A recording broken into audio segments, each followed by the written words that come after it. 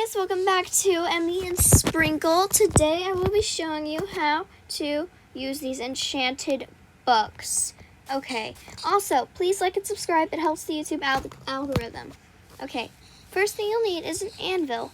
You can make with 4 iron and then 3 blocks of iron. So let's place that down right here. Okay, so you're gonna need any type of weapon or a chest plate. Okay, so let's do the chest plate first. Let me explain. Okay, we're gonna do this one because this is protection. You can only do protection on your gear. See, look, it will not work on the nether ray sword. On your gear it will only work. And that's the same thing with the piercing one. Well, I guess not.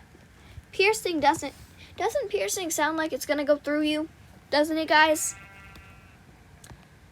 Okay, so what we're gonna need is an enchanted book again. Let's see. Loyalty. Let's see if that one will work. That sounds like what a dog would do. No, that is so odd. Let's see if effectivity. Ooh, unbreaking. I bet this one will work. Yep, unbreaking. Like, do things that will happen to a sword.